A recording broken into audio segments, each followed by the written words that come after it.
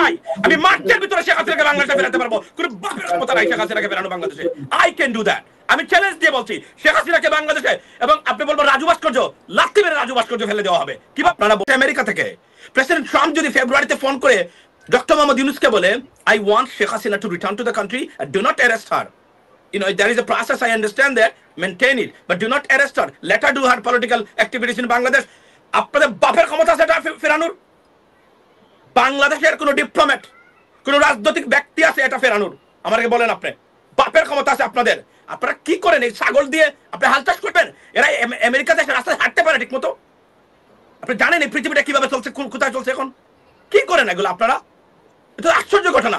এরপরে আপনারা এরা যে কতটা ইনকম্পিটেন্স, এরা আপনার এই আপনার ইন্টেলেকচুয়ালিটির অভাব আছে এদের, এবং কনফিডেন্সের অভাব আছে। দেখেন, আপনারা দুইজন উপদেষ্টা গেছেন ফ্রান্সে, সুইজারল্যান্ডে, দুইজন গিয়ে মারধরের শিকার হয়েছেন। একটা লজ্জা জাতির জন্য আছে? আপনাদের কমন সেন্স নাই যে আওয়ামী লীগ ডেসপারেট, আপনারা তাদেরকে আওয়ামী লীগের একটা দলকে অস্তিত্বহীন করে দিয়েছেন বাংলাদেশে। It's not a joke, it's a history, it's unbelievable staff taken place in Bangladesh.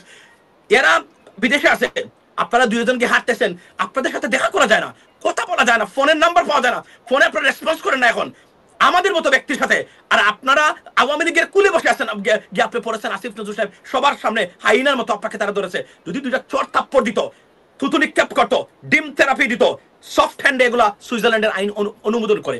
ডিম থেরাপি দিলে পলিটিশিয়ানদের উপরে সুইজারল্যান্ডে কোনো মামলা করা যায় না, এটা অ্যাসল্ট কেস না, এটা প্রটেস্ট। আমেরিকাতে হয় না। আর আপনি তো অন্য জায়গাতে ওই আমেরিকার মতো ক্রিমিনাল আইন কত কঠিন এখানে।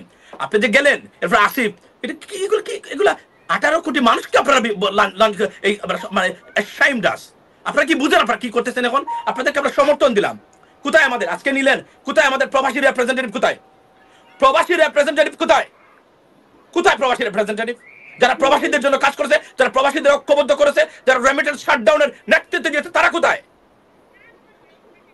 মানে কাকে নিয়ে আসছেন আপনারা? এটা তো কথাই বলতে পারে না।